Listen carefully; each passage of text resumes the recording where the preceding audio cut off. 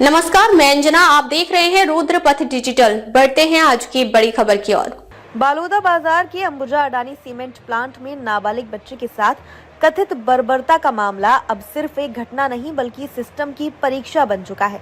सवाल सीधा है, क्या न्याय मिलेगा या मामला दबा दिया जाएगा। परिजनों का आरोप है कि उन्हें प्रलोभन देकर और दबाव बनाकर चुप कराने की कोशिश की जा रही थी। अगर ये सच है तो ये सिर्फ अपराध नहीं बल्कि न्याय व्यवस्था पर सीधा तमाचा है। घायल मासूम जिला अस्पताल में भर्ती है, लेकिन उससे भी ज्यादा घायल है भरोसा प्रशासन पर, सिस्टम पर। घटना शनिवार की बताई जा रही है और आरोप ये भी कि गांव के कुछ लोगों ने थाना जाने से रोका, धमकाया। आखिर किसके इशारे पर मामला सामने आया तो नेता समाज और संगठन अस्पताल पहुंचने लगे, लेकिन बड़ा सवाल ये है कि क्या सिर्फ मुलाकात से न्याय मिल जाएगा। पुलिस ने एक सिक्योरिटी गार्ड को गिरफ्तार किया है, लेकिन परिजनों का कहना है एक नहीं कई लोग शामिल थे। तो फिर बाकी आरोपी कहाँ हैं? क्या जांच पूरी ईमानदारी से हो रही है या सिर्फ खानापूर्ति? अब सीधा सवाल प्रशासन से, अगर दबाव और प्रलोभन के आरोप हैं तो किस पर कार्रवाई हुई? बाकी आरोपियों की गिरफ्तारी कब? और सबसे बड़ा, क्या पीड़ित को इंसाफ मिलेगा या मामला फाइलों में दब जाएगा? कहने को कार्रवाई जारी है, लेकिन सच ये है जब तक हर दोषी सलाखों के पीछे नहीं तब तक ये कार्रवाई अधूरी है।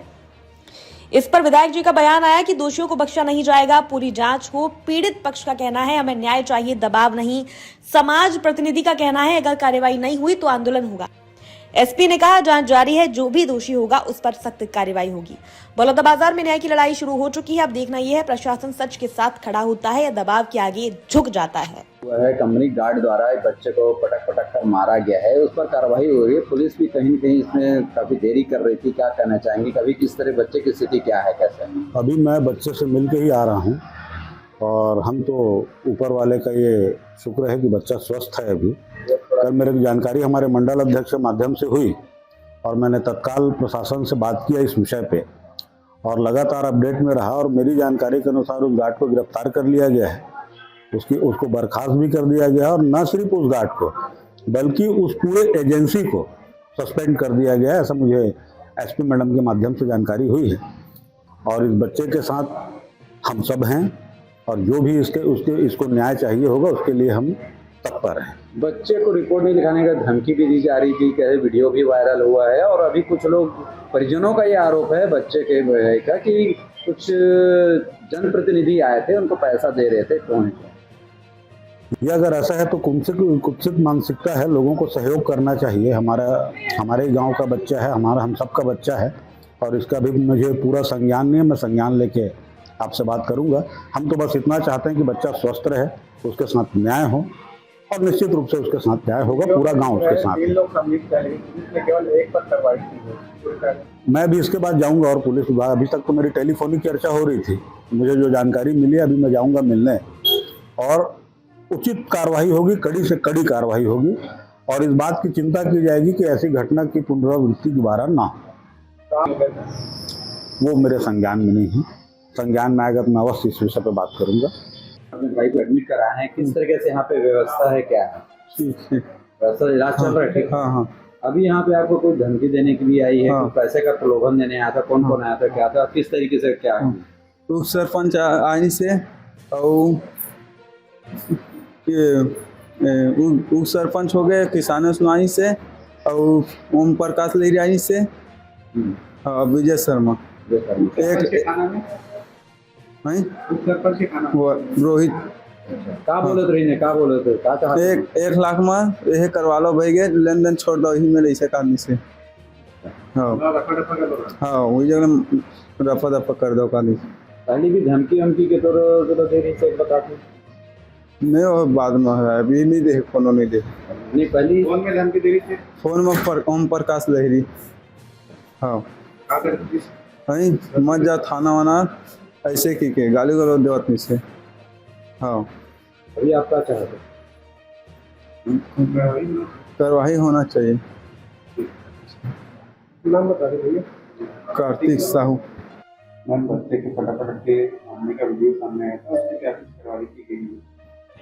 22 तारीख की शाम को एक सूचना कोतवाली थाना में प्राप्त हुई थी, जिसमें एक नाबालिग बच्चे के साथ एक सिक्योरिटी गार्ड जो अंबुजा सीमेंट प्लांट में कार्यरत है, उसके द्वारा मारपीट की शिकायत आई थी और इमीडिएटली उसमें एक्शन करते हुए मारपीट की धाराओं में एफआईआर दर्ज की गई है और संबंधित जो आरोपी है श्रीराम पांडे उसको गिरफ्तार किया गया है। अभी अग्रिम विवेचना इसमें जारी है। साथ ही कंपनी से भी इसमें रिपोर्ट ली गई है एक्शन टेकन की, तो संबंधित अधिकारी को सेवा से पृथक उनके द्वारा किया गया है और उनको भी एक आंतरिक जांच करके इसमें उचित कार्रवाई के निर्देश दिए गए हैं। परिजनों का आरोप है कि वीडियो में जो 2-3 लोग दिख रहे हैं उन्होंने मारपीट की गिरफ्तारी केवल एक की हुई।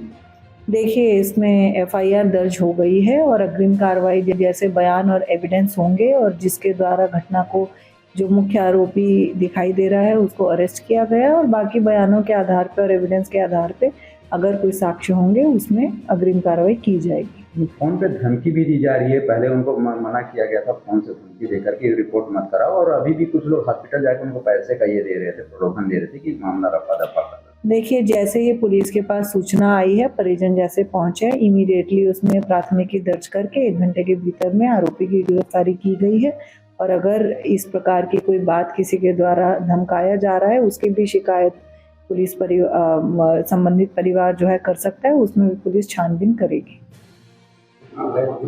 बच्चे को पटक पटक के मारने का वीडियो सामने आया था। अभी बच्चा जिला अस्पताल में आपने आया, देखा, क्या देखा? ये अदानी सीमेंट कंपनी का मामला है और कुछ बच्चे खेलते हुए उनके आम के जो पेड़ हैं वहाँ तक पहुँचे थे और बचपना में हर कोई व्यक्ति आम को कहीं न कहीं इस मौसम में तोड़ने के लिए जाता है, लेकिन जिस तरीके से प्लांट के गार्ड के लोगों ने उस बच्चे को पटक पटक के मारा, वो वीडियो फुटेज में साफ साफ दिख रहा है और बहुत ही गंभीर तरीके से पटक रहा, उसकी जान जा सकती थी और लगभग उसको मरा हुआ ही समझ के उसको छोड़ा गया है।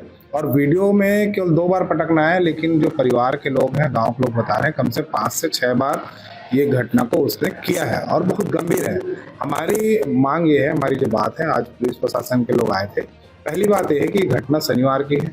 वो कौन लोग हैं जिन्होंने 2 दिन तक इनको हॉस्पिटलाइज होने के लिए, एफआईआर कराने के लिए रोके रखा, दबाव बना रखा।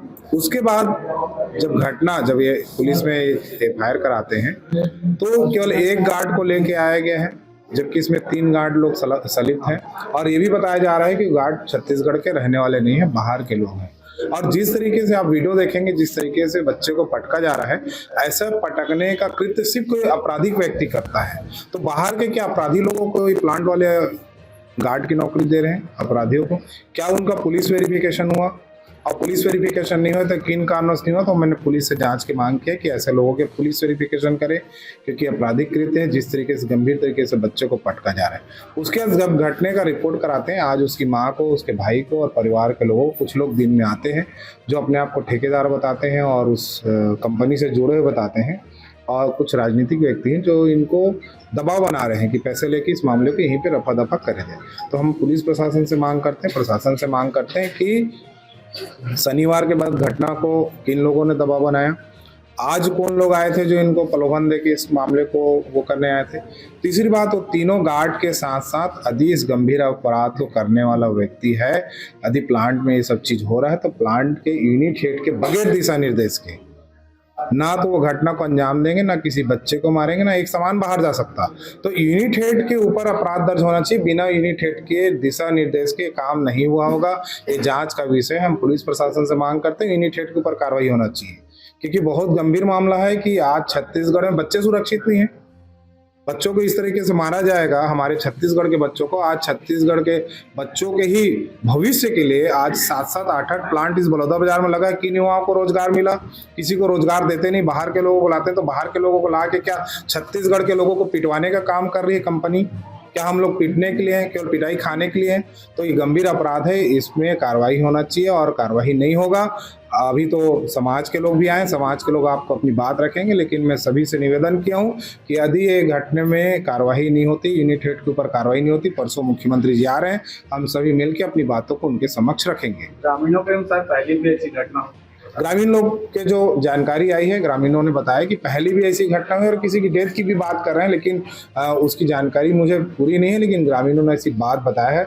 इसीलिए मैं इस घटना आगे ना हो उसके लिए हम लोगों ने समय दिया है कि गंभीर से गंभीर धारा लगा के वो तीनों गार्ड के ऊपर, यूनिट हेड के ऊपर कार्रवाई है, और कार्रवाई नहीं होता तो परसों मुख्यमंत्री जी आ रहे हैं और हम सभी लोग जाके उनको जरूर इस बात से अवगत कराएंगे और कार्रवाई करने के लिए उनसे निवेदन करेंगे। दैनिक रुद्रपथ अब डिजिटल प्लेटफॉर्म पर भी। खबरों में अब तक के लिए इतना ही, फिर होगी आपसे मुलाकात, तब तक के लिए नमस्कार। देखते रहिए रुद्रपथ डिजिटल। ऐसे लेटेस्ट अपडेट पाने के लिए हमारे चैनल को लाइक करें। अगर आप हमें फेसबुक, ट्विटर, इंस्टा के माध्यम से देख रहे हैं तो हमारे चैनल को फॉलो, कमेंट करना ना भूलें। धन्यवाद।